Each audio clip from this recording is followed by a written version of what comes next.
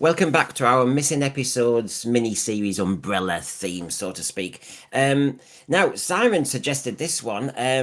Imagine if every episode's missing. Um, what's the vibe when you actually get to see an episode again? You get to see an episode that you thought you would never see. You maybe should be share the experience collectively. Well, of course, Simon knows what this is all about and how this feels because, as he's just been telling me, he was at the early drafts, the early Panopticons in the 70s. He knows what it was like. So while we're waiting patiently for Film is Fabulous to do their diligence and leave them alone, we can enjoy our speculation and we can enjoy our nostalgic chats. And this is what we're going to be doing again today. So welcome again, Simon. Thank you. I think this is episode 2 of An Old Man Remembers, isn't it? Oh, they all loved you talking about the good old days of Skaro magazine when you edited that. They loved it. I called it First Contact because in a way it feels like this, doesn't it? As Doctor Who fans, things become myth, things become legend. You read about it and then suddenly you're in a brilliant position to sometimes see these pieces again. Yeah, I mean, people, Doctor Who fans nowadays have got access. I know we're talking about missing episodes, and there are Yeah. plenty of episodes still missing, but Doctor Who fans now have huge access to the archive, the BBC, the Blu-ray collection box sets, DVDs. If you live in the United Kingdom, pretty much every episode is available on the BBC iPlayer. So we have enormous access. But when I first started to get involved with fandom in the mid to late 70s, we had practically no access to, not just we didn't even know about missing episodes then, some of them weren't even missing quite yet, but we had no access to the archives, other than sometimes, if we were lucky, some terribly bad off-air audio recordings which we could barely decipher. So when I got involved, so let's talk about that first convention. That was 1977. So I was 15 years old. Doctor Who had been on the air for 14 years. When I say 14 years now, that doesn't sound like a long time, but it really was then. It really was then. So I couldn't, I couldn't remember any Hartnell episodes at all. Even though I watched a lot of Troughton, I couldn't remember very much of it.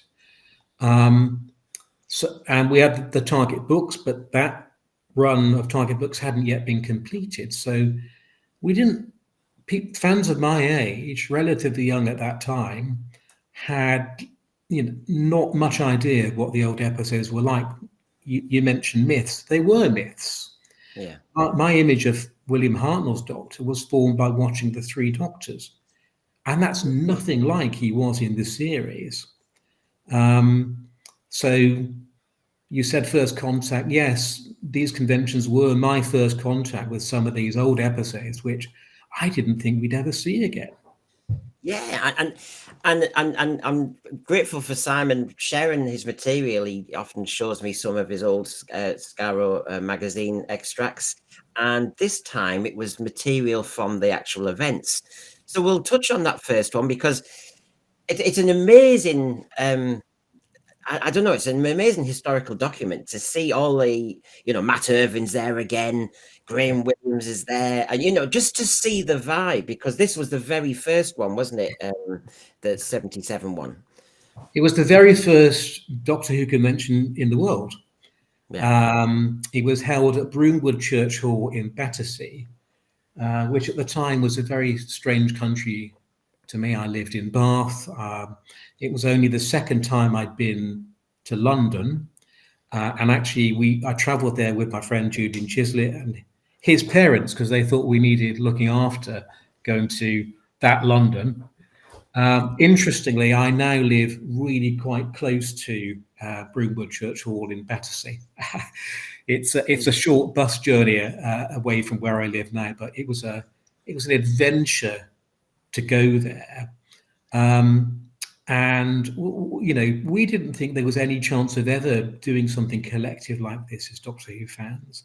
The No. only other thing I'd done kind of collectively before was Visit Longleat in 1975, when Tom Baker, Liz Sladen, and Ian Martin did a personal appearance, which was amazing. But this was the first convention. So, and this is when they start to say, I mean, I'll show the extracts in a moment, and you can obviously, illuminate what happened. But the slideshows, when you get a little bit of, I mean, this is it. As you said, none of us had VHSs or anything, so this is amazing. So this is the first snippet that I kind of looked at.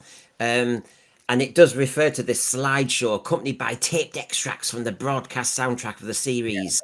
I mean, I mean, this is all you can. I mean, this is before we had even the CDs. This is before we just couldn't touch the material, could we? You were relying on memory, and as you say, as a 15-year-old, yeah, time plays funny things. I mean, I'm fascinated by you think you're not remembering William Hartnell, so yes, the slideshow featuring all four Doctors, an A to Z of Doctor Who. Again, I was amazed by the knowledge of some of the younger fans concerning the creatures, the Zarbi and the mechanoids. Again, myth, isn't it? So yeah, do you remember all that? Oh gosh, yeah, I do remember that, and it was amazing, absolutely amazing, seeing these lovely slides, most of them color slides, or many of them color slides, accompanied by bits of the soundtrack. Some of the soundtrack recordings, even then, were a little bit dodgy that we listened to, but it was kind of magical to sit in that darkened church hall watching these beautiful color slides on a big screen with the soundtrack, and seeing things like, for example, color slides from the Tomb of the Cybermen. Whoa, Tomb yeah. of the Cybermen being an iconic, well-remembered story, mythic. I can't remember whether the Target novelization was out by then. It might have been. I can't quite remember. But Tomb of the Cybermen was one of those stories which we thought was utterly iconic, but we could barely remember it.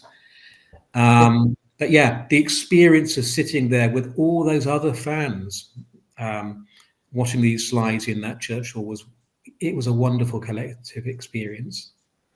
Now, we all probably know what conventions are like now, but this is the very first one in DWAS one, and the first one in Britain. And of course, they're working it all out. But we're getting to the bits, of course. Here we go. So, the closing events of the convention, and it did look action packed. It looked as though there was goals going on, actors there, producers there, the lot. There was a splendid animated cartoon by DWAS member Kevin Davies and friends, which was excellently made with considerable humour. This was used as a bridge between the two major films, the BFI clip from the early '64 story Daleks Invasion Earth and the feature film. Wow. Yeah, I do. I even remember the animation, which was rather wonderful. And incidentally, there is a DVD release from I can't remember the company, but there's a DVD about that very first convention. Wow. So if you search for, and I'm interviewed in that as well, because we had a 40th anniversary reunion in the same church hall. But yeah, the things that they showed us, that clip from Dalek Invasion of Earth, the clip was it episode 2? Might have been, but it was the bit where the Doctor is in the Dalek spaceship in the kind of cell, and they do this intelligence test to see if he can work out how to escape. Yeah. Which, when he passes it, of course, they think, okay, he's Robo-Man material. It was strange seeing that clip, though, because I had never seen. I can honestly say I'd never seen Dalek Invasion of Earth. I would have been 1 or 2 years old, 2 years old probably, but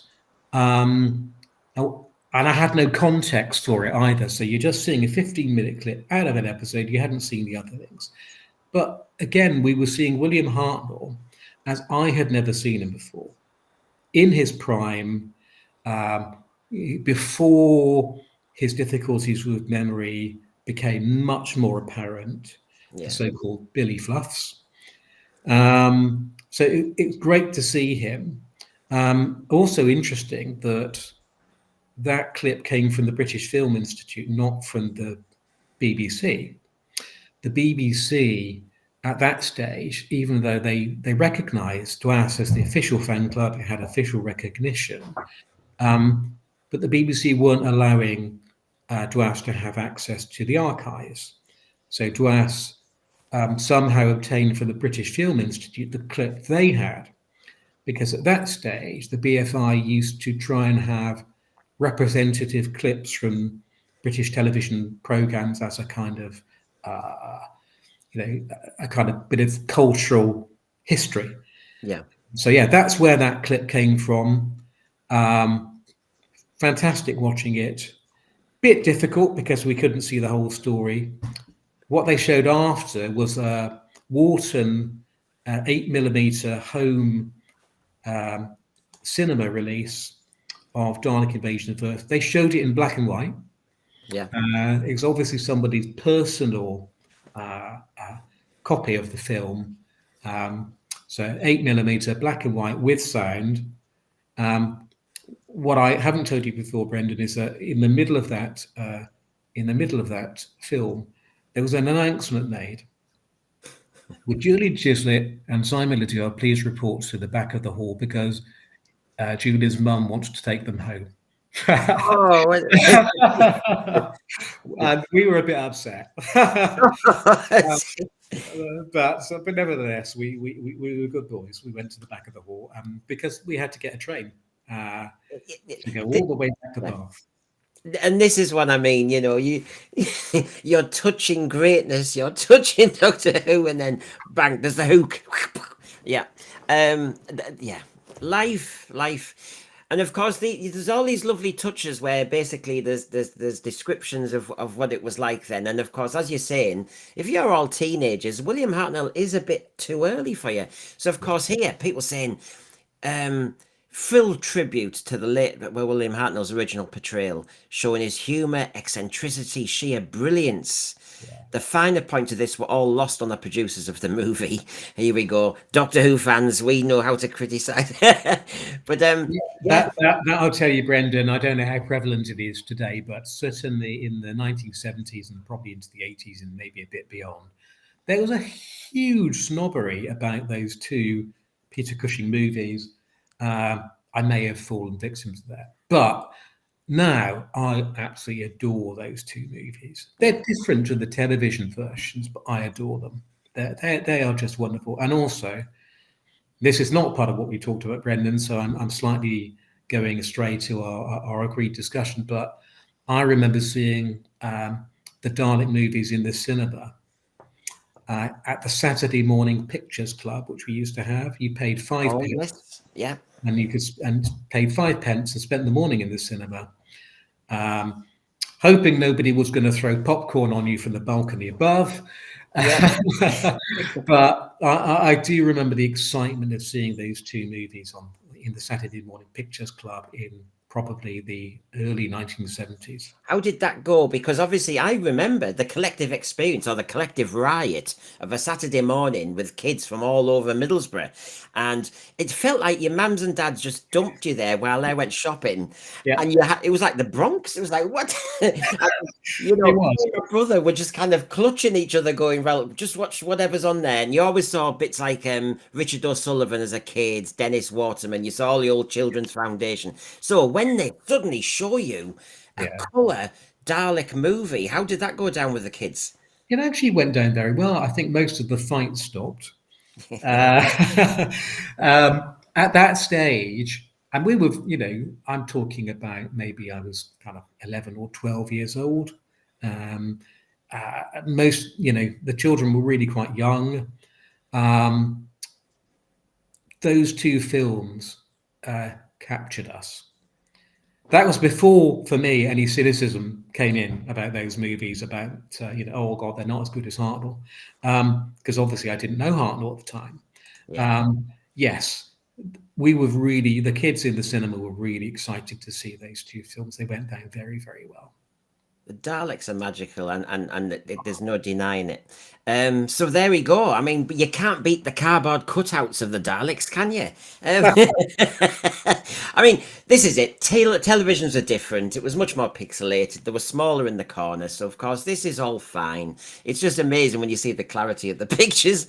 But so yes, you saw an element of Dalek invasion of Earth.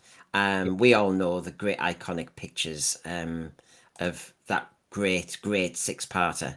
And there you go. That's almost close to the clip you're talking about, really, when he'd been chosen. Yes. It's funny, isn't it? He passed the intelligence test, so now he can be a Roboman. But all the Robomen sounded so dim-witted. It is quite strange, yeah. Yeah, but yeah, it was a great one. So there you go, everybody. That's the first touch of a collective experience with an actually additional bonus one. Then with those Saturday morning clubs, I have to say, my God, did you find, Simon, that when you went to the Saturday morning clubs, that every week the same kids were saying it was their birthday, so they went to the stage and got a present? Every you know, you have to sing the ABC song and all that stuff, and then I do remember the ABC Niners song. Yes, yeah. I do. I'm not going to treat you and the viewers to it, but I remember. Oh God, I remember a bloke in a blazer at the front, and you had to, you had to follow the words. And then, of course, there was a moment when, is it your birthday? And of course, you could see the same kids as the week before saying it's my birthday. Oh yeah, scam. So yeah. Yeah. Okay, so this is the copy of the DVD for the very first Panopticon, Genesis, yeah? It is. This was released by Real Time Pictures, run by Keith Barnfather. We had a reunion for the very first convention. So so the first convention was 1977. So what does that take us to? 2013, 40th anniversary reunion. All of us who attended that convention, who Keith Barnfather could trace, were invited back to Broomwood Church Hall in Battersea. And by that stage, I was living near to that location. So we went back there. We had a kind of a mini convention. Matt Irvin was there, as was Terence Dix. So we had a really nice chat with Terence Dix. John Leeson was there as well. And it was lovely getting together with some of the people, many of whom I hadn't seen for 40 years. But that DVD, I think, is still available from Real Time Pictures. Real Time, they often have stands at conventions as well.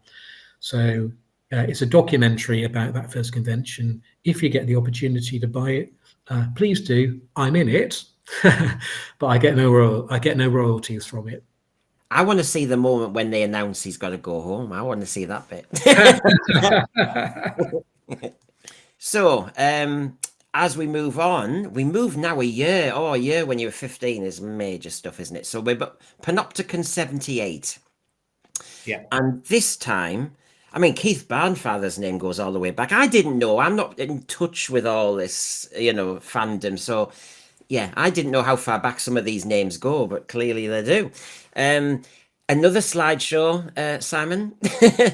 Another slideshow, which we arrived in the middle of. We were a bit late. Your parents are sky. We were allowed to travel on our own this time. Oh well, and we for the very first time tried to navigate the London Underground, the tube system, which now I find really easy. At the time, oh gosh, we got lost, I think, on the way there. It's a rite of passage, isn't it? To be teenagers, London Underground for the first time. Wow.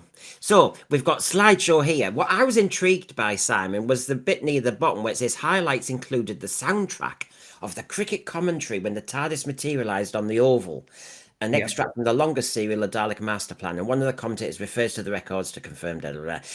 Oh, so the slideshows are really showing you touches of the past and touches of moments that people may have forgotten. Yeah, and as well as the slideshow, there was a huge gallery of photographs around the hall as well. brilliant BBC publicity photographs, many of which we'd never seen before. But yeah, so rather than being upset at being told to leave early, this time we were annoyed with ourselves for arriving late. Timing being an issue here, yeah. So, so and it goes on, and of course, Daleks Invasion of Earth does a lot of stuff here. So the evening should have ended. Oh, here we go, critiques going on here. With the British Film Institute's extract from the television serial Dalek Invasion of Earth. Was it the same one as the year before that they were talking It about? would have been, because I think that was the only extract that the BFI held, yes. Yeah. Unfortunately, an appalling travesty of the original to my mind, yes, but most people seem to disagree. Here we go, argy bargy. Unfortunately, the BFI clip did not arrive. Obviously, it was in your parents' car or something, and the feature film was shown alone, and so there you go. So a bit of a repeat from the year before. Good for yeah, but of course. Yeah. Everything's like gold dust. But Sunday, it gets better, folks. Oh, ho, ho. So Sunday, I love these touches because we all know what conventions are like, and you're sitting near a table. I went to one Newcastle convention in 2013, and when I'm sat with Jamie just having your cooked breakfast, it was the start of my terrible acid reflux, and I kind of couldn't help but vomit over my breakfast. And there's Miss Slitheen herself, Annette Badland, just sat there, and there's Sylvester McCoy. I seemed to kind of make a spectacle of myself in front of a cast of thousands. It was so embarrassing. So we all know what it's like, I shared a toaster with Colin Baker, that sort of thing. So here we go. Although I rose early on Sunday morning, I did not find time for breakfast. Very foolish of me, yeah, drink probably. But I accompanied Keith Barnfather, the organiser of the convention, who was clutching a film can as if it was some precious object. Wow, here we go. And then it got in brackets. It contained what was to be the highlight of the convention. Oh, I love all this. It's like, so you're having your sausages and bacon, and then what have you got? Oh, I've got a new film here. That's part of conventions, isn't it? Absolutely. So, what was in that can, Simon? What was in that can was Unearthly Child, the first episode. And just on the point about, I should say, by the way, these are not my words, which you're reading out. These are from a review in the Doctor Who Appreciation Society yearbook. So I don't necessarily agree with all of the opinions expressed. And I was okay that morning. I was too young to drink anyway, so I obviously didn't, probably. But we were there early enough for this. And by the way, this convention was held at Imperial College in London. Yes. And we were accommodated in the student accommodation. That's what, for the first few years of 2-day conventions, that's what happened. We stayed in a university or college accommodation. But yeah, Unearthly Child was in that can. So for many of us, this was going to be the very first time we were going to watch that episode. And I mean, the excitement was off the scale. How did you know it was happening? I mean, had it been announced, or was it a surprise? I mean, how did this set up? So basically, he's got a film can, but did everybody know that they were going to see an Unearthly Child? Well, I can't remember. And I've been searching to see if I could, because at these conventions, they when you arrived and registered after queuing for what seemed an eternity, they handed you a timetable. So you had a timetable for the convention, although that timetable often changed. So I'm though I can't remember, I imagine it was probably on the timetable. This was what was going to happen. And as it says here, Keith Barnfather comes on stage. Oh, I can just imagine the ripple effect in the audience. Comes on stage and says that Dwas now owns the very first episode of Doctor Who. Yeah. I mean, if you're going to pick one of An Earthly Child, it's number one, isn't it? That is the one. And of course, what's interesting when you see people reviewing this from being there, and I had to guard myself because I was screenshotting everything they said, and then I was thinking, all he's doing is telling me the story, because if you haven't seen it, of course, you're relaying that because, of course, it's new. And it's interesting that this person says, I had been told the plot by my sister who had seen it. So that familial thing, passing it down, it's so cute. I was a little worried that it might be poorly made by modern standards. 78. I mean, we are ever thus just the same, aren't we? I need not have worried, for as the lights dimmed and the familiar theme tune filled the auditorium, I embarked on my own little trip back through time. Oh, he's making it nice and poetic. But why? Come on, then. What was it like, Simon? The lights dim. Yeah. It was. I mean, I can remember. I couldn't remember who gave the introduction because in my mind I thought it was Jeremy Bentham, but obviously this review was written at the time, so I'm sure it's right that it was Keith Barnfather. But I do remember, I don't remember exactly what was said, but I remember the introduction to it was almost, gosh, this is going to be a mystic experience. It's going to be amazing. Think yourself back to the 23rd of November, 1963. Just imagine a dark evening in a British home. You've got the very, very small glowing box in the corner, and Doctor Who is about to begin. And yeah, it was an amazing experience. This definitely was before the Target book had been released. Yeah. So there was, and there were no, I talked about bad audio recordings. There was no audio recordings of Unearthly Child. So there was no way of kind of experiencing the whole of the plot. We had things like the making of Doctor Who. We had the 10th anniversary Radio Tide special, and those kind of like had pen pictures of each episode in it. What we also had at the time was the Doctor Who Appreciation Society's reference department, and they released program information, synopses, and later story information, stinfos as they were called at the time. So we had a little ways of finding a bit more about the old episodes, but there was no way of really knowing what that episode was really like. And when we saw it, oh my goodness, it was absolutely amazing. The reviewer saying, "Oh, would it look a bit bad by modern standards?" It was brilliant. It looked amazing. We were watching it on the tele recording, so the film recording that the BBC took off of the TV monitor for overseas sales, projected onto a big screen. First time we'd ever seen a full episode of Doctor Who on a big screen. Yeah. It was so atmospheric. The music was really creepy. I mean, for a start, let's talk about the theme music. That theme music, Yeah. oh my goodness, absolutely brilliant. And we heard all of it. We didn't just hear the first sort of 20 seconds with the title sequence. That theme music went on and on and on, took us into the junkyard, took us up to the TARDIS doors. We had the kind of electronic hum of the TARDIS doors. Saw the policeman walking past the junkyard with his torch, and deeply atmospheric. And then it was quite a while before we saw the Doctor in that episode. So we had the mystery of this unearthly child, the two teachers saying, what's wrong with this girl? Brilliant at something, she knows nothing about other things.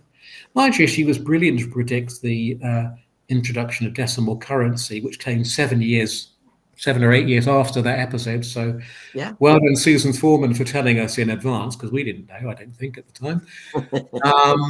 But it was deeply atmospheric. And then when we got into the junkyard with the two teachers and saw the Doctor for the first time, William Hartnell looked amazing in that costume. We of course probably didn't know it was a wig, but he looked amazing.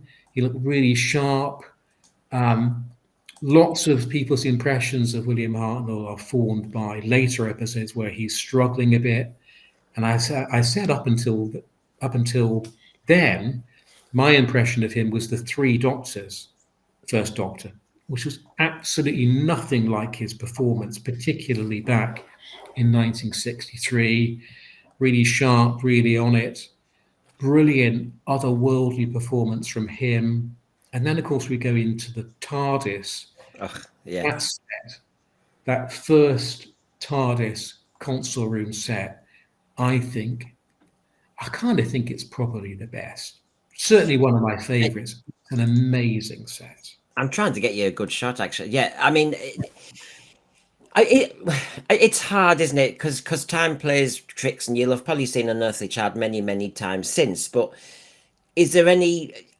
You've talked about how that magical start. It is actually. I mean, when the person who's reviewing this says, I was worried about modern standards in '78 and the comparison, but it's actually. It's so pioneering. That start, that opening sequence, like you said, it's cleverly done actually for the time. And it holds up so well because of the atmosphere and the mystery. I'm guessing, because yeah, this is all new to you. You've not seen this before, but I'm guessing, I'm trying to guess anyway, that the moment those doors open and you see inside that TARDIS, because by this stage we've had John Pertwee's and Tom Baker's TARDIS, and they tend to be getting smaller. Yeah. In fact, by '78, the TARDIS is tiny, and pretty poor. Two flats and a tight shot. So to see that, what an indulgence! I can only imagine that took people's breath away. Yes, it did. It did. I mean, it was like watching a movie. Yeah. That set was, pretty big. It was really impressive. The whole of, I mean, Unearthly Child is now the sort of umbrella title given to the first 4 episodes. Though opinions have varied and changed over the years about that. But the first episode is a standalone episode. It's an introduction to Doctor Who. And the whole thing looks to me like a movie. It is so good. It could have been. I know it was made on absolute shoestring, and we all know well, I say we all know. Probably quite a few of us know about the problems they had making it in that tiny studio. God, I'm trying to remember the name of the studio it was made in. Was it Lime Grove? It was Lime Grove. Really tiny. We know Waris Hussein was really worried about making it in that really tiny place. And we also know that it got so hot that the sprinklers went off during one of the recording sessions. Yes. We know a lot of that from the Adventure in Space and Time movie. But yeah, to me, it looks like a standalone episode, and it could have been a movie. It was that good, and it fits very much into. There's a kind of a subgenre of science fiction, which is, I won't even say it's British. I think it's English. It's the kind of H.G. Wells, John Wyndham style of science fiction, and this feels like it's in that. It's like a 1960s John Wyndham, H.G. Wells movie. And that's how it felt like to me at the time. Really impressive. And I watched it again last weekend on Doctor Who Day. And it still looks that impressive to me. I have to say, I mean, the fee is about 78 compared to 63. In 2025, yes, I dare anyone to watch an Unearthly Child Part 1. I think it's a stunning piece of TV. When I've had Hugh on, for example, who really rates Barbara as a companion, for example, I think we all eulogized it. I think it's actually probably one of the best episodes of Doctor Who ever. I think it is. And as I say, it's a really brilliant setup to the concept of Doctor Who. I think the budget for that episode was £2,500. And quite a lot of that budget would have been made on constructing the TARDIS set, and also probably quite a lot of it on William Hartnell's fee. Because let's not forget that William Hartnell was an established film actor. His film career wasn't doing brilliantly at the time, but he was a well-known actor, would have commanded quite a decent fee. So, I mean, I'm flicking through these and hope people can pause when they want to. But basically, a lot of it is actually just saying what it was like, as in what was the story. It just shows you that, as Yeah. Simon's saying, that it has become myth at the time. But we get to some other bits, and there's a lovely bit at the bottom.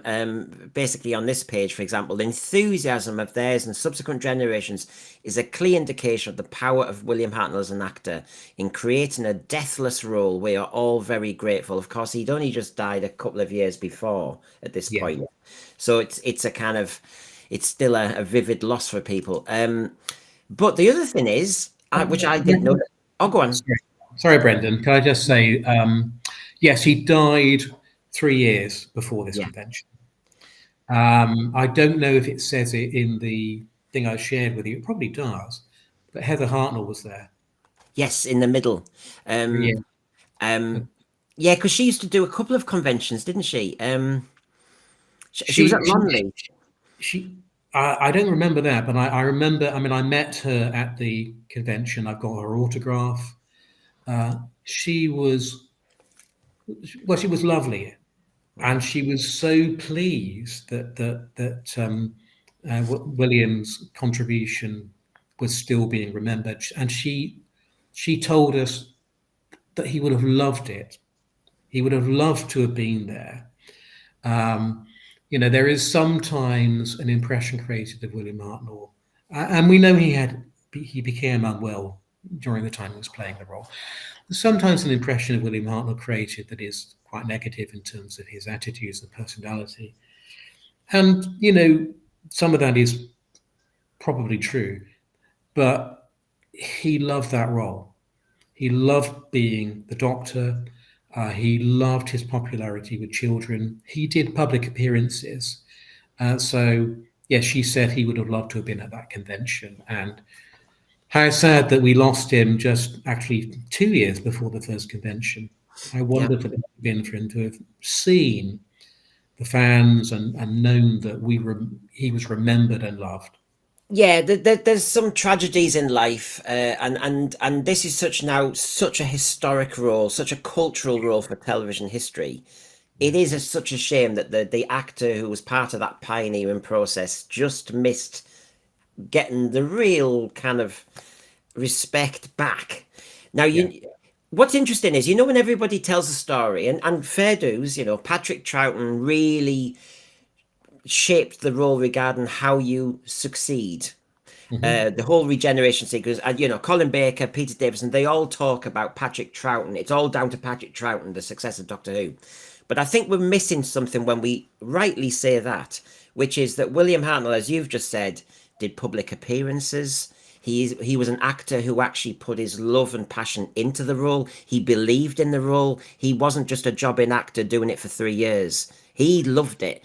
And I think he set the template, actually. he was also one of the very few people in the earliest days of Doctor who said, "Oh, I think this program will run for." I think he said 5 years, but he was slightly off on that. But he had faith in it. He knew it would. He thought it would continue. Um, he saw the popularity of it. He saw the possibility of longevity. Um, I mean, and as we do know, many of the executives inside the BBC didn't. There was an attempt to cancel it after the first 4 episodes. I think there were several more attempts to cancel it within that first year. So yeah, William Hartnell knew that it was going to be really popular, and one of the reasons it was his performance. Yes, which is spelled, but just like I'll come to Five Faces later because obviously there's things we can say there. The other thing I wanted to mention is which I didn't know, Carole Ann Ford was actually at the Panopticon. She was at the Panopticon. I think she was at I think she was at the first convention as well. And again, I got her autograph. And one of the funny things, it's amazing now, I'm talking about events which are kind of nearly 40 years ago. But in some of those early conventions, when people like Carole Ann Ford were there and other people who were in early series of Doctor Who in the Hartnell and Troughton years, one of the almost like stock answers to almost any question that they were asked is, "Oh, I can't remember. That's so long ago." Yeah, yeah. For them it was kind of 10, 15 years ago, and they were saying, "Oh, I just can't remember. It's far too long ago for me to remember that." And I think Carole Ann Ford was probably saying that at the time. It's amazing to see later interviews with her and with William Russell, who again, very sadly is no longer with us, but my goodness, he lived to a decent old age. Yeah. And in later years, they seem to remember very much more. Those early conventions, the stock answer was, "Oh, I can't remember. It's too long ago." Yeah. I suppose, it's what do you want to talk about? So it's mentioned here how, she's tentative at the beginning. I mean, the DWAS itself is setting the template for various things here, and they're finding their way too. So what is the relationship between fan and actor? These are all new concepts, really. So yes, and we'll do it the British way. It's not the Hollywood way, this one. You're in the same room, little desk at the front, stuff like that. Carol suggesting that Susan should get a crush on Ian, and I mean, I've had so many discussion programs where we've talked about sex in the TARDIS, and it was getting introduced by Carole Ann Ford at the beginning. But of course, it was just the frustration with her role, wasn't it? That yes, she's an unearthly child. She had great features. The first few stories, she was very unearthly, but then she fell into the scripts fell into a trap with her, didn't they? It did, and in many ways, that's a sort of that had been in the initial run of Doctor Who, classic years.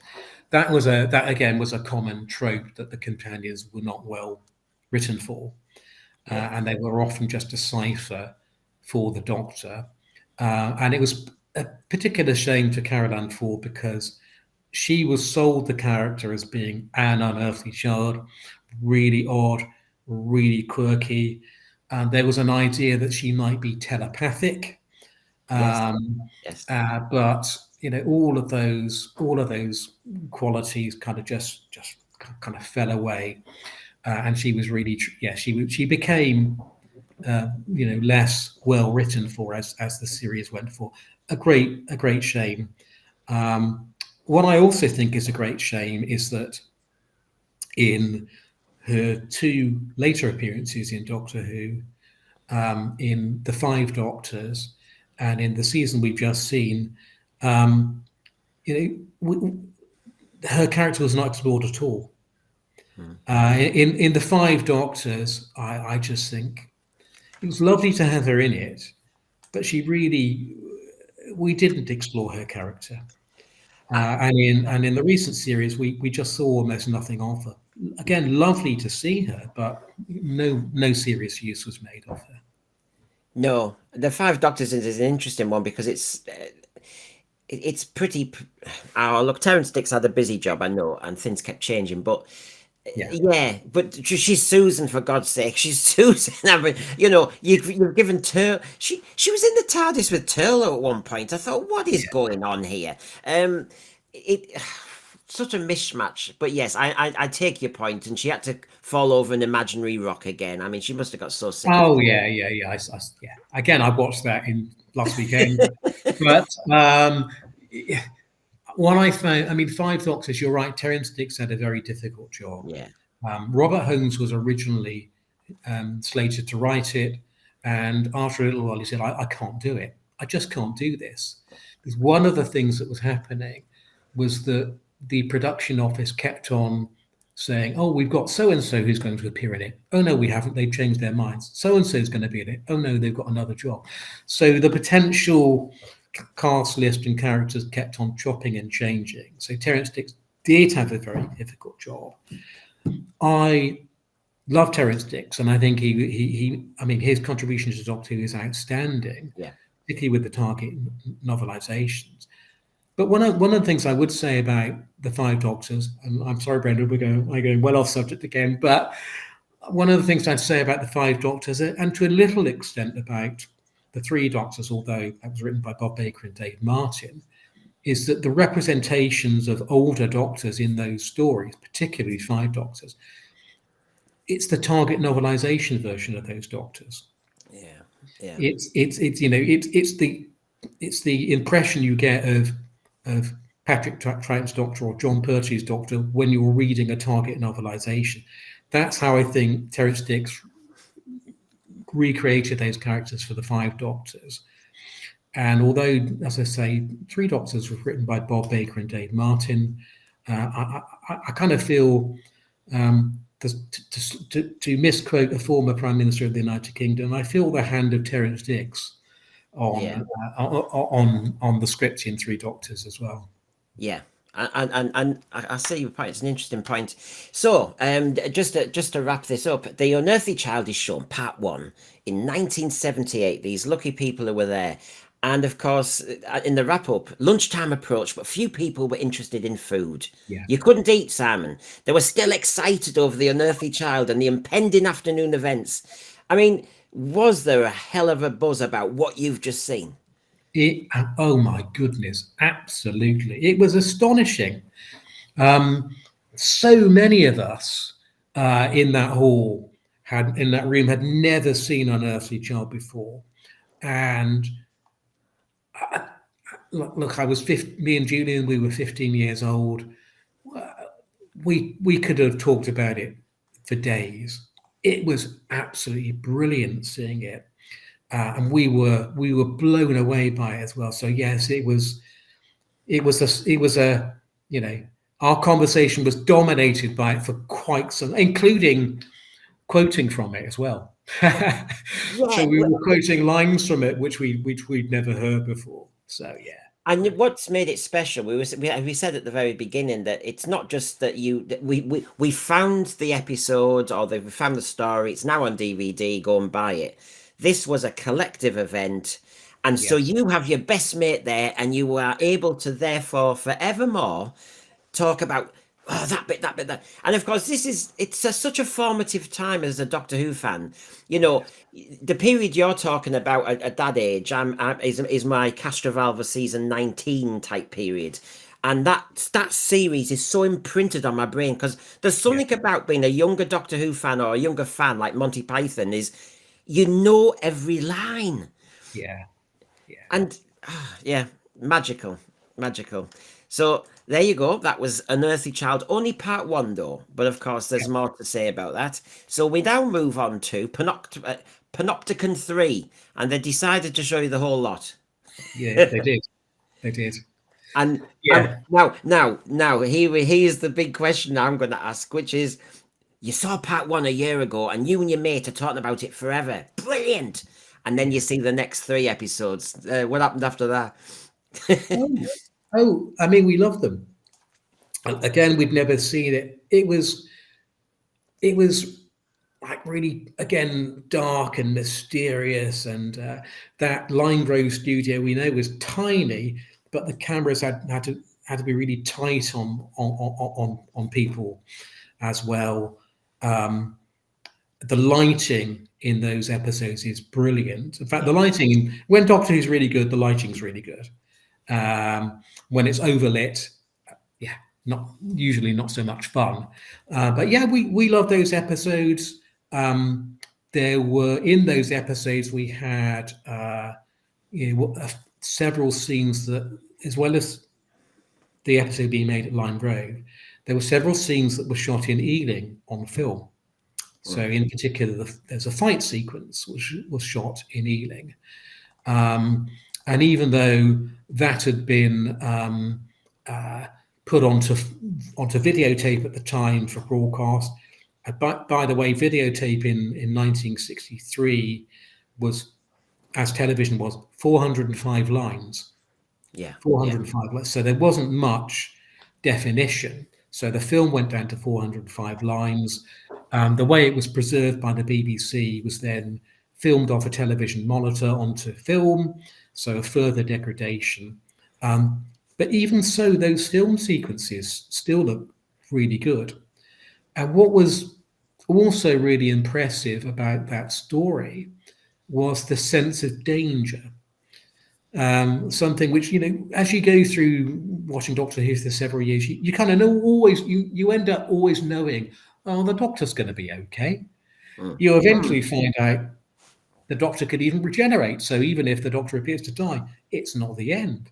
But at that stage, in that first story, we didn't know any of that. And there was a real sense of danger.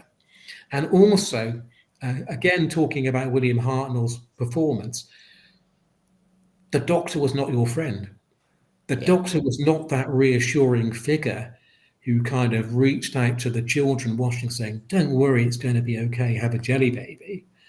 The Doctor himself was untrustworthy and dangerous and potentially violent.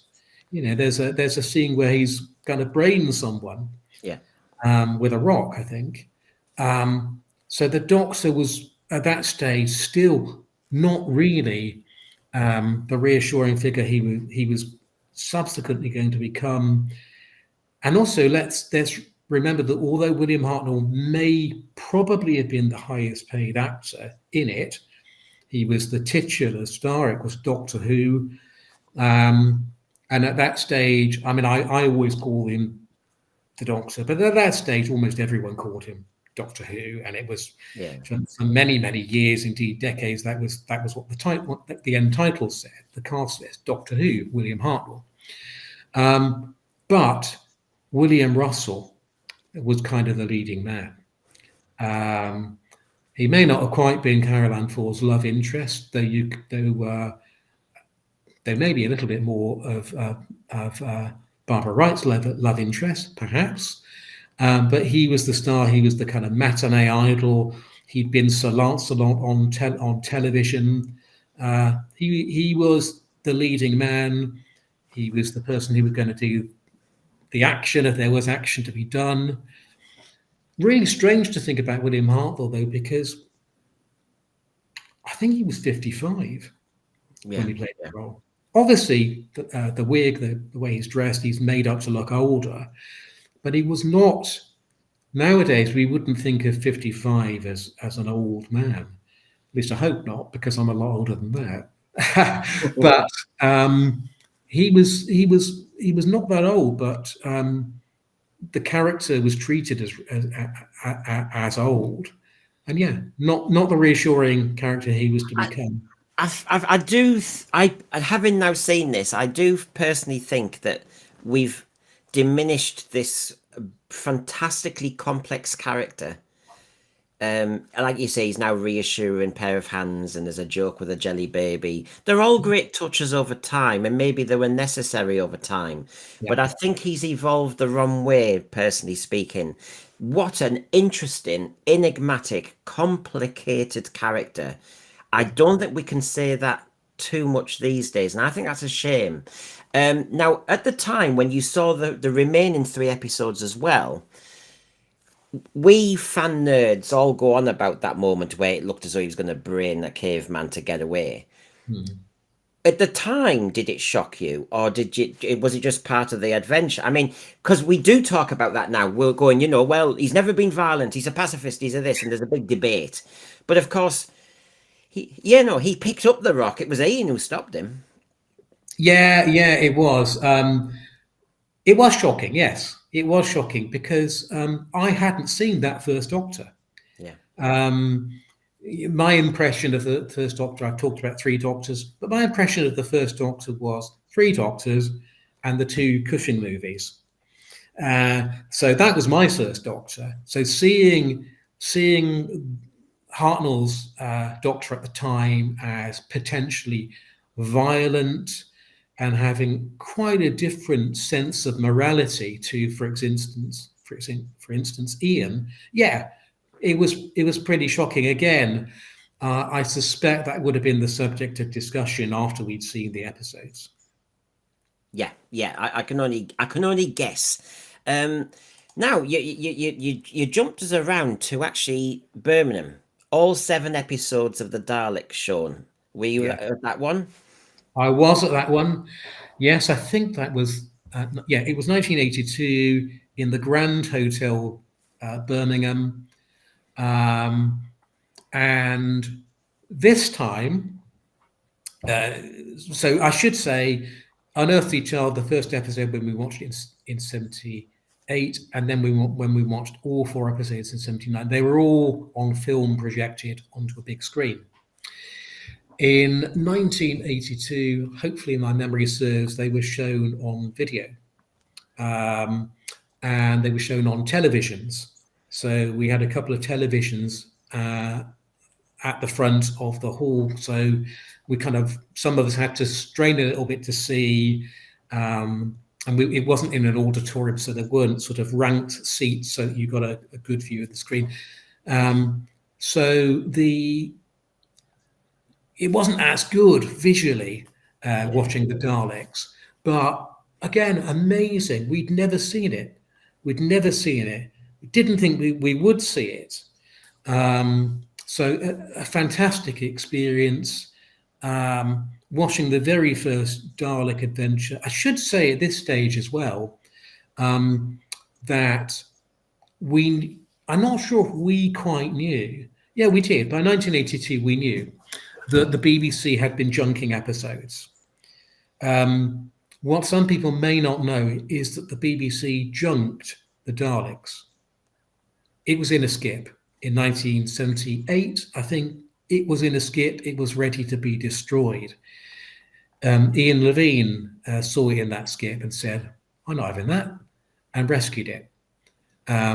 So we have Ian Levine to thank for the fact that we can watch the Daleks, because even by 1982, it would have been gone. So yeah, again, another amazing experience seeing the Daleks. And actually, again, I would say, even though the Doctor's character had changed a little bit by this time, it's the second story.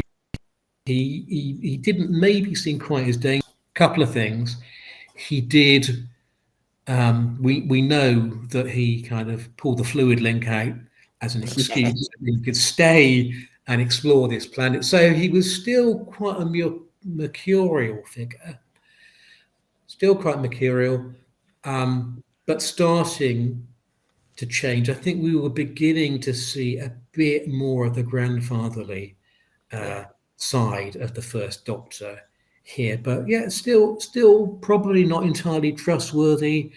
Ian was cross with the Doctor for basically stranding them on the planet and getting them into danger for what he did with the fluid link. Yeah. So still a bit of a testy relationship with the Doctor. An interesting thing about morality, we talked about the Doctor, maybe trying to brain a caveman in the previous story. In this story, and your kind of point about, it's the Doctor a pacifist, which we're always told he is. Well, there's plenty of evidence to suggest that he isn't. And in this story, it's the Doctor that persuades the Thals to be violent. Yeah. He talks them out of their pacifism. So, yeah, the Doctor is not a pacifist. We could have a longer, more philosophical conversation about whether the Doctor feels violence is always necessary and always the solution. No, of course he doesn't. But in this episode, in this story, the Doctor convinces the Thals to abandon their pacifism. Again, great to see it. Lots of conversations about it with other fans. Wonderful to see it. Shame it wasn't on the big screen. And huge thanks to Ian Levine for actually rescuing the episodes. Yeah, as always, whether I know poor lad, he gets a lot of abuse as well. I suppose he's very active in opinions and stuff, but no, the fact is that deed, which it's amazing, is it? Because Unearthly Child, the episode 1 is parked by some people as something special to preserve. Then there's a debate about the next 3 episodes of Unearthly Child, as it's now called. The Daleks, to many people, is the start of the big momentum of Doctor Who, when it started to go up the stakes. Now, that can be argued as well, but historically, you could argue that you need the monsters. I mean, I think that's the thing when we come to the Five Faces, which we will in a minute, which is Unearthly Child is amazing with the atmosphere and everything, but it's the Daleks to see the monsters, to actually start to see that jeopardy on that level where you can be hit by a laser or paralyzed and all that stuff. That and to be properly on an alien planet. Obviously, we went back in time for the first one, so that worked. I have to say, I know it. All your memories will be mixed up from the many times you've seen stuff, but the Yeah. Dalek City, for example, I am stunned by. I still think that model is amazing. The petrified forest again. I think in that cramped set, fantastic. Everybody praises, yeah, quite rightly, Roger Marie Leach's Planet of Evil jungle. But I do think the petrified forest really does what it needs to do. It's brilliant. Um, I really I even like the designs, the curved corridors, because obviously the Daleks don't need high ceilings. Love it, absolutely love it. So, any thoughts or memories of what shocked you or surprised you? Yes, I mean one of the things that uh, I'm not sure about shock, but that's surprised and impressed me was again in this story the sense of danger. It seemed really dangerous. The Doctor, Susan, Ian, and Barbara, they all seemed in terrible danger when they start to suffer from radiation sickness. It's really Yeah, shocking. Yeah, it probably is shocking and impressive.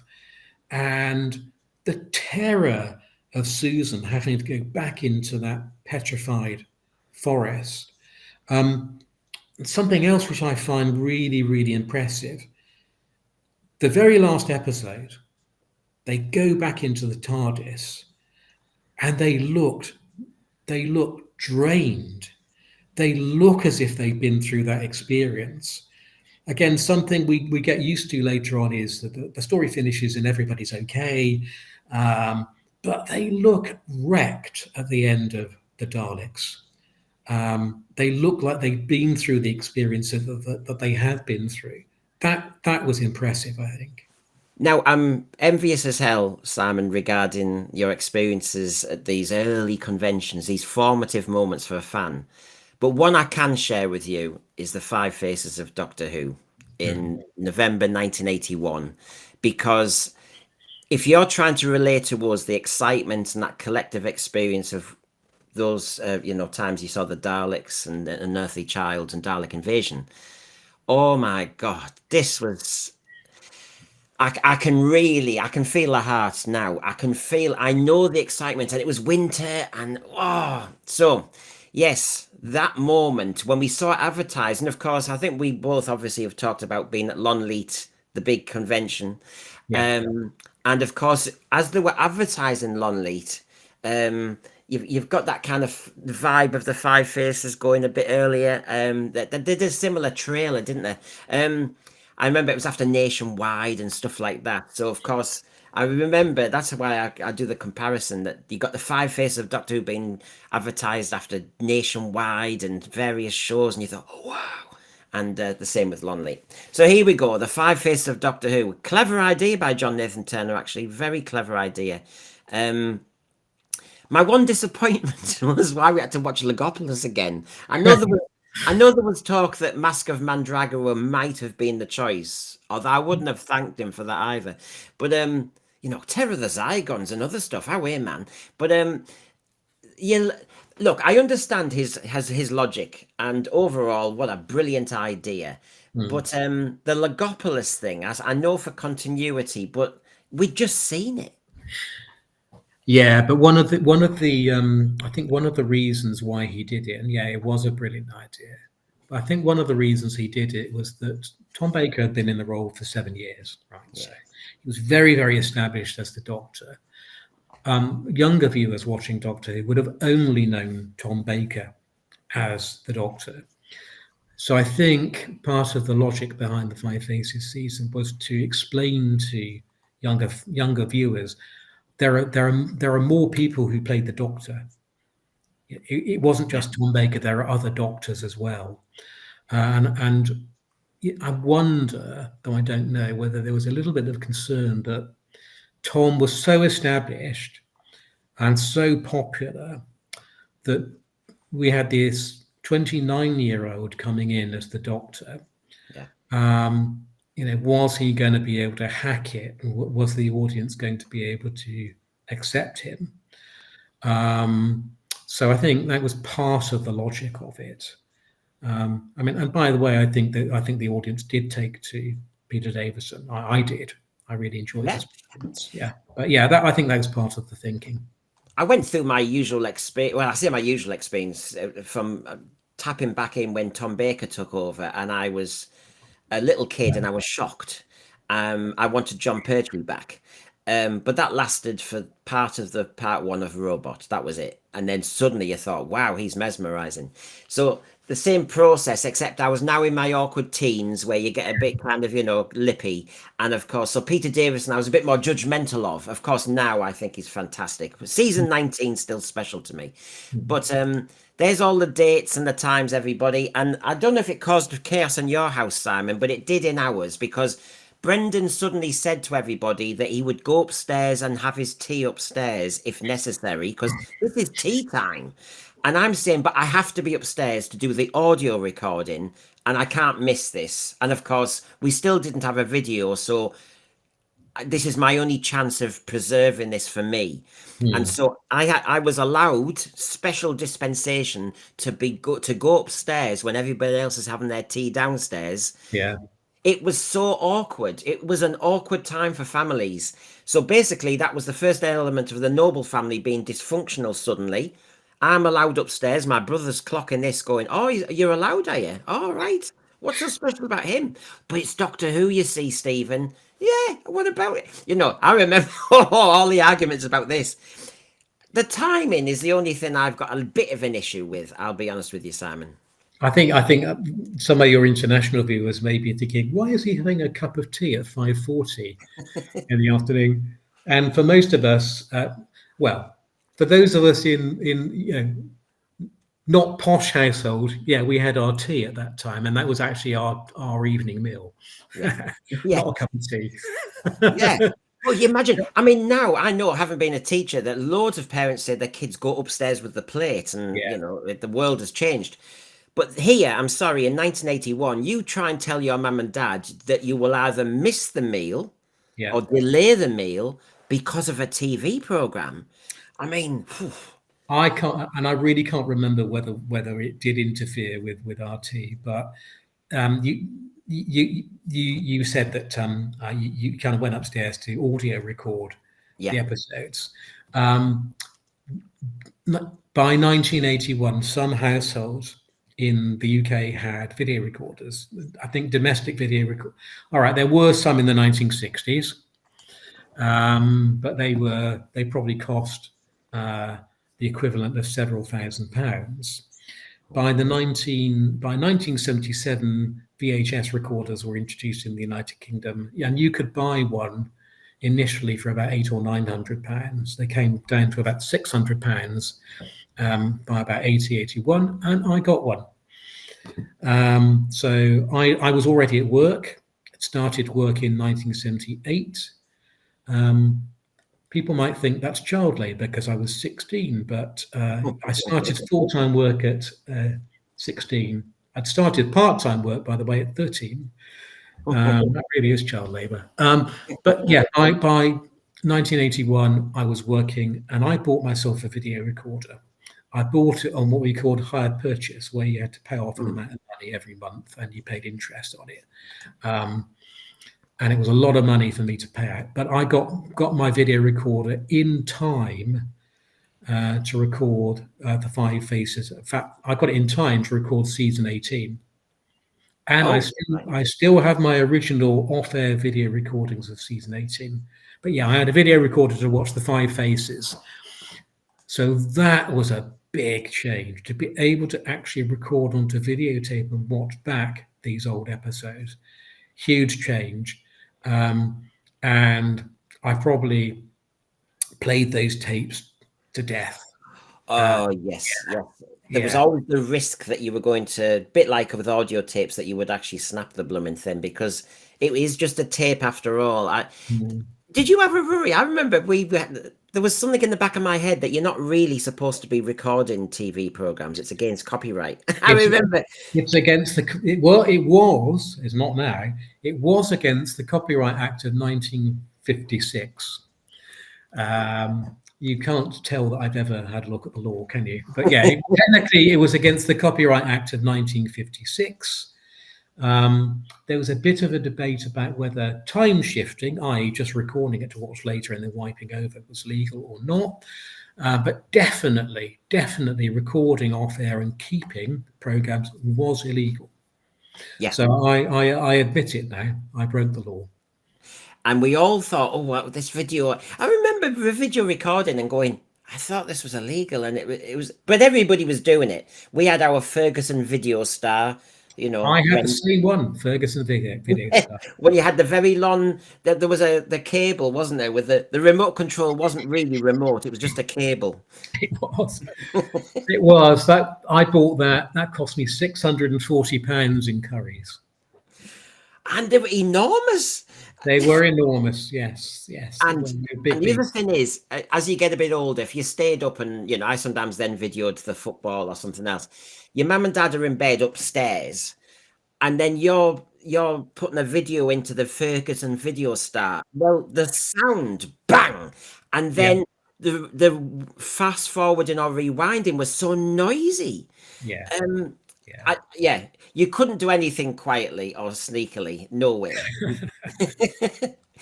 So, right. So you got Unearthly Child. I suppose you thought, well, we've just seen it, and so now we can capture it for our own viewing. Yep. So, but yes, this was so all the experiences you've had, I echo them in my five faces with this, seeing it on the TV. Yeah. And then, of course, my revelation, Simon, was Patrick Troughton. Now, I know people can get a bit funny about the Crotons. I love the Crotons. I absolutely love it. And I think it's because it was the format. It's the first time I saw Patrick Troughton properly. I treat the Three Doctors differently like you do. Wow, he is mesmerizing. And you had proper monsters, Zoe and Jamie. I thought these were 4 fantastic, magical episodes for me. Yeah, and it is a story that gets got a lot of knocks, and it's Robert Holmes, but it's not Robert Holmes that is sparkling, witty dialogue best, but nevertheless it's Robert Holmes. The photographs there show location footage. That was interesting, seeing quite a bit of location footage in it. I think I haven't watched it recently. Was Philip Maddock in this? I think he might. Yes. Yeah. So again, a brilliant guest star in Philip Maddock. One interesting thing about the Crotons is, again, it was a tele-recording. It was filmed off a TV monitor. I can't remember whether TVs were still 405 lines then, or whether it had gone to 625. But the tele-recording of Crotons is different. It's better than many others, and the reason for that is usually the tele-recordings were made using 16mm film. This was filmed on 35mm. So it was a much higher picture quality than many of the other tele-recorded episodes we see. So it looked a lot better. And although I could remember Patrick Troughton, I mean, I was really young at the time, but I could remember Patrick Troughton. This was the first time I'd watched Patrick Troughton kind of properly as an adult. Yeah. Well, I was still a teenager, but I was working, so I regarded myself as an adult. So it was quite a different experience. And yeah, whatever you think of the story, I don't think is great, but it's great fun. But Patrick Troughton is brilliant. You really see his character in this story, and he is really engaging and entertaining. And there's moments, aren't there, whereas Doctor Who fans, there's a scene, there's a moment, there's some new invention, you know, they talk about the first time you see the Sonic in Doctor Who and all the rest of it. For me, it was the Hads. When I think it was part 3, the Hads. And I'm Yeah. thinking, and as soon as on the Five Faces of Doctor Who, we had this moment with the Hads, I suddenly thought, why haven't they used that all the time? I love it. This Yeah. idea that the TARDIS would just disappear and I thought, what a great little idea. And I didn't know that. And you know what it's like when you discover something. Yeah. And I had it on tape and I played it back. And then I thought, but why have they never done it again? Of course, Russell T Davies did it in Wild Blue Yonder. Yep. I still think it's a great little touch. The TARDIS being random and when William Hartnell didn't know where he was navigating to was a great idea, and it's a shame we've lost that. The other one is the Hads. Yeah. Yeah. I agree. It's great fun. Love it, absolutely love it. So there you go. That was my little discovery with Five Faces. The Hads, didn't know the Crotons book wasn't out yet. And then of course, I think the peak of the season was the Three Doctors. I had seen that as a tiny little kid. And Yeah. I already had warm memories of it because to me, John Pertwee was my doctor, of course. William Hartnell he wasn't like my granddad, but I called him kind of granddad. When I was told, I was in my garden and I was about 4 or whatever, and it said on the radio, that very fuzzy radio, on the wireless as we called it, and it said, William Hartnell, the first doctor's died. And I remember going like this, Doctor Who's died, and I thought they meant John Pertwee, as in the Doctor. I didn't know he was John Pertwee. And I was getting a bit upset because I loved my Doctor Who. And I remember Mum and Dad telling me, and I remember getting confused that Doctor Who was like my granddad, but my granddad's alive, but he's dead. I remember the whole confusion of all this. So to see the Three Doctors again, with all that mishmash of emotional torment, to see them all, and again, there is a warm fuzzy feeling when I watch Three Doctors. I don't know why, Simon. I put it down to my age, but you're going to tell me probably the same thing, and we were slightly different ages. Yeah, I am going to tell you the same thing. I mean, I remember it from broadcast. Yeah. And when it was first broadcast in 72, 73, actually seeing William Hartnell and Patrick Troughton was just astonishing. I can't remember whether I saw it, whether we had a color TV. I think we may have done. We may have just about got a color TV. My friend Julian keeps on saying, "Yeah, you had a color TV, you lucky sod." So I may have seen it in color when it was first broadcast, or I may have just told Julian that at school just to upset him. I don't know. But yeah, I remember it from first broadcast, and it was magical at the time. And I'm sure by this time the Target novelization would have come out. I'm pretty sure that came out in maybe about 75. Yeah. Someone else with a better encyclopedic knowledge can check that. I'm pretty sure it was already out. So I knew it a bit from I remembered it from seeing it, but I would have only been 10 years old at the time. Knew it from the Target novelization. I will also tell you that prior to the Five Doctors season, I already had it on video. Oh, right, okay. Because it was one of those videotapes that was circulating in fan circles. I think probably from an American source, I think, maybe Australian, but I had probably third or fourth generation off-air video recording of the Three Doctors, which was enjoyable. But seeing this in perfect condition and being able to record it off-air, that was brilliant. Really enjoyed that. And it's always a special story for me, the Three Doctors. I mean, you've got Omega in it, which is absolute high camp. Villain. I created this woman. Brilliant, fantastic. And it's a bit like a pantomime, Yeah. and I watch it every Christmas. It's Yeah. part of my Christmas tradition to watch the Three Doctors, because it's that fun, celebratory, over the top, colourful story, and it's got the Three Doctors in it. Yeah, there's so many touches. I mean, we've seen Bessie in lots of things, but actually, I remember feeling so warm inside about seeing Bessie. It must have had a little link with me, like that was an early memory. So Mm. seeing Bessie, and then that strange antimatter thing going down the sink plug hole, and then all that stuff, a great early effect. I loved. And it is high camp. It's very dramatic. I love it. It's even good on audio, of course, playing this to death. The cliffhanger when, of course, I mean, I love Patrick Troughton. His lines are fab. When, Mm. oh, I've stimulated it, or I've mucked up again, and he has all these lines. And then that moment when he decides to switch off the force field, and then the cardboard cutout of the mansion will go. I love it. I love it. So yes, it's a good one. It's a good story. I can see what you mean. It's our Christmas version of the Wizard of Oz, isn't it? Keep showing that every Christmas. Mm. It has got a good vibe to it. And then of Mm. course you got Carnival of Monsters with the Yeah, Drashigs and 4 more episodes of John Pertwee yeah. sounding like John.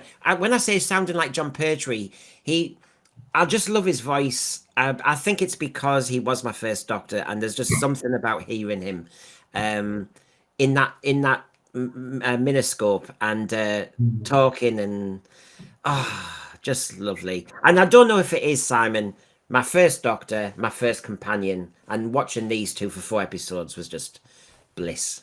Roll up, and see these funny little creatures in the native habitat. Jump. Oh, stop it, Doctor. It's not funny. I know. Oh, absolutely, it was bliss, and this again is Robert Holmes, and this is Robert Holmes at his sparkling best. The script is really, really brilliant. Thinking back, I have really clear memories of the Three Doctors when it was broadcast. Carnival of Monsters, don't have that. The only really clear memory I have of Carnival of Monsters is the Drashigs, Yeah. and particularly when they're coming out the swamp, when it's on film and it's in slow motion and you can hear them roaring. That's brilliant. So I have that clear memory. But again, I was kind of 10 years old at the time. I didn't remember the plot very well from original broadcast. Other than the Drashigs, it didn't leave a great impression on me. So when I watched it in 1981, I'm guessing, when Yeah. that was broadcast, Yeah. bit of a revelation, because it's a brilliant story, brilliantly scripted. Great guest actress Tenny Evans is in it as the kind of as Tenny Evans, and oh gosh, you've got Michael Wisher Yeah. Yeah. in one of his many performances in Doctor Who. There's some great film stuff on the ship. Yeah. Well, that's really excellent. Picture quality is amazing. That was a revelation to me, seeing Three Doctors and Carnival of Monsters and seeing how perfect the picture was. Really brilliant. And it was also a revelation to me how clever the plot was. And for those who get upset about Doctor Who more recently taking on political themes, and we can debate about whether it did it too much, but there was a political theme in Carnival of Monsters about the exploitation of the lower orders. So there was a critique of capitalism in Carnival of Monsters. I don't think I spotted it when I was 10 years old, but it was there. It was there. Yeah, that's what I mean. I think we've always argued when we have these debates about politics and Doctor Who, is it if it's nuanced and within the script and it's part of the storyline, you go for it. It's when Yeah. it just seems to be almost separate. Yeah. Oh yeah, you could talk about there's an argument about immigration in Carnival of Monsters because the way they talk about the aliens and all the rest of it and whether Yeah. they should be sent back and they haven't got a visa and all that stuff. It's all Yeah. it's all there. But yeah, and zoos, and of course the whole idea of how we treat animals. Absolutely. It Yeah. oh, you see, to me, I can honestly tell you, the end of episode 1 cliffhanger, when the hand comes down and picks up the TARDIS, is one of those moments in my early childhood that I will never forget. It was stunning. Right, stand by for blasting. Wait a minute, Jimmy. Right, go and hide. There's something dreadful out there! What the deuce is it? It's gone back in the sea. I better get a rifle, Major. It might attack again. I say, what a monstrous beast. It was awful. Oh, no. Oh, you look as if you need a peg. By God, I'd love to have that on the club wall, what? Hang on a minute, Joe. I'll get the magnetic cord extractor. Can't we just leave? Where's your scientific curiosity, Joe? What is it now? For some reason, that frightened me to death, amazed me, and won me over to Doctor Who forever. That moment. And to see it again in the Five Faces, wow, just brilliant. Now, my memories of it, because I must have been very little, was that sound of the miniscope inside when the Doctor and Joe are clambering around. So it's just really weird. Those sequences, it's almost like I've got, I'm back to like 2 or 3 again. I'm like, wow. I don't hold your youth against you. I know. And that's a Ronald Reagan quote, by the way. Well, exactly. He was very good at that. What I will say is I'm older than William Hartnell now, so there you go. And we had Logopolis, and I'm going to kind of gloss over Logopolis only because I think we did at the time, because we'd always just seen it as a collective experience, Simon. It wasn't like, oh, I must see this again. I was happy to do my audio recording, of course, and you'll be happy to video recorded it, but that was it really. But you already had recorded season 18.